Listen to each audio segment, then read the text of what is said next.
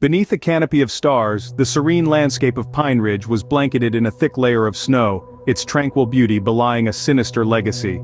This remote woodland area, known more for its silent, snow-laden pines than bustling streets, held a secret that chilled the bones of those few who knew it: the legend of the Christmas slasher. Into this winter wilderness, a group of friends ventured, drawn by the promise of an isolated cabin retreat to celebrate the festive season.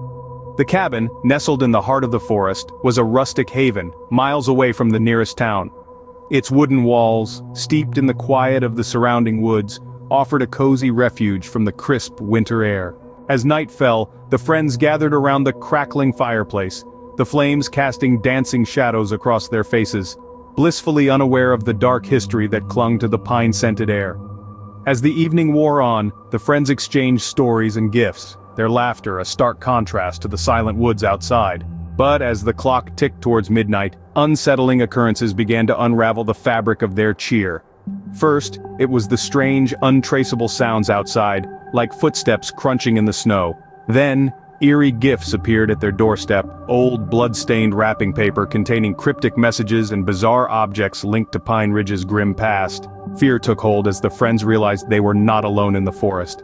One by one they began to disappear, plucked from their sanctuary by an unseen menace. The remaining friends, now gripped by terror, discovered that the legend of the Christmas slasher was more than just a story. This shadowy figure, cloaked in the guise of a grotesque Santa, was hauntingly real, its presence a malevolent force in the otherwise serene woods. The heart of the narrative centered around the protagonist, a young woman with a fascination for local myths. Her curiosity led her to unravel the twisted motives of the Christmas slasher, a tale of vengeance born from a tragedy that occurred many years ago on Christmas Eve. In her quest for truth, she found herself in a harrowing game of survival against a killer whose weapon of choice was a sharpened candy cane, a macabre twist on holiday cheer. The climax unfolded on Christmas Eve in a relentless snowstorm that blanketed Pine Ridge in white. The final confrontation between the protagonist and the Christmas slasher was a clash of wills, set against the howling wind and driving snow. The revelation of the slasher's identity, intricately linked to one of the friends, delivered a shocking twist, turning friend against friend in a deadly dance. As dawn broke on Christmas Day, the cabin stood silent in the forest, a solemn reminder of the night's horrors. The story of the Christmas slasher became a part of Pine Ridge's legacy, a haunting echo in the silent, snowy woods, forever changing the way the season was celebrated.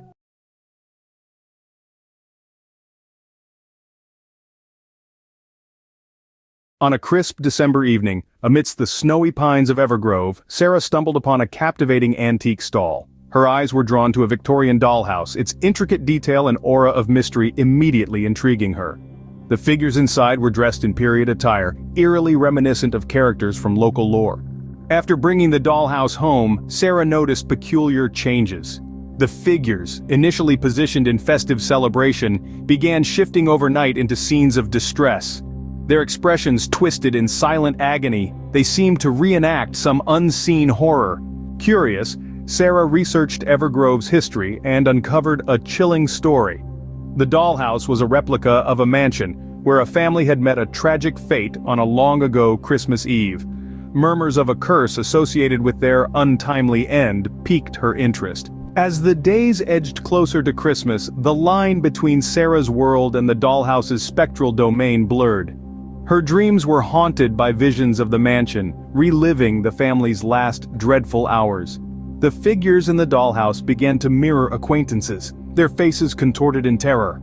Determined to unravel the mystery, Sarah learned the dollhouse was more than a toy. It was a vessel trapping the family's spirits, doomed to relive their last night endlessly. On Christmas Eve, as a fierce storm raged outside, Sarah was drawn to the dollhouse, feeling an overwhelming urge to break the cycle. At midnight, she confronted the haunted miniature, pleading with the spirits for release. But as the clock's chimes faded, an eerie calm settled. The figures remained, their torment seemingly deepened.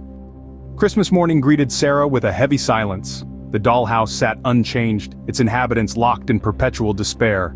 Her own face now reflected among them, Sarah realized her actions had intertwined her fate with theirs. The dollhouse, once an object of fascination, had transformed into a vessel of perpetual sorrow, binding the living to the echoes of a forgotten tragedy.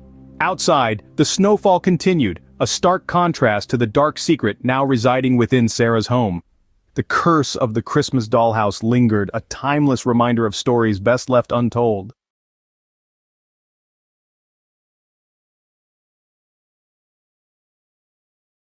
The Martin family, John, Laura, and their 2 children, Lily and Max, moved into their new home on the outskirts of a sleepy town just days before Christmas. The house, an old Victorian estate, was their dream home, and they were eager to spend their first Christmas there. On Christmas Eve, as they decorated the tree, a sense of unease slowly crept over Laura. The house, with its creaking floors and whispering walls, felt unnaturally cold. John dismissed her concerns, attributing them to the stress of the move. As night fell, the family settled in, the children excited for Santa's arrival. But as the clock struck midnight, the house began to change. Faint sounds of music, a distant melody of a Christmas carol echoed through the halls. Shadows danced in the corners of their eyes and the temperature dropped, breaths turning to mist in the air. Lily, awakened by the cold, saw figures in the hallway. She screamed, bringing the family rushing to her side. There they saw them, the ghosts of another family dressed in attire from a bygone era, their faces somber and eyes hollow. The spirit seemed unaware of the Martins at first, reenacting a Christmas from long ago. The ghostly children opened presents, their laughter silent but visible in their expressions. The parents watched with sad smiles. As the night progressed, the story of the ghost family unfolded before the Martins' eyes. Tragedy struck the ghostly family on that long-ago Christmas. A fire, started by a candle knocked over in excitement, had engulfed the house. The spirits were those of the family who perished, unable to escape the flames.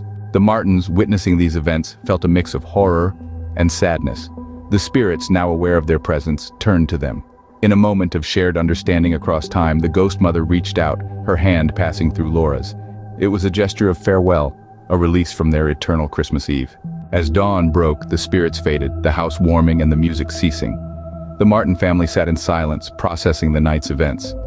They knew their home had a history now, a tragic story woven into its walls. The house was quiet after that night, the spirits seemingly at peace. But every Christmas Eve, the Martins felt the chill in the air, a reminder of the family that once celebrated, laughed, and loved within the same walls. Their new home was a sanctuary, but also a memorial to a Christmas past, forever etched in the silent, haunting night.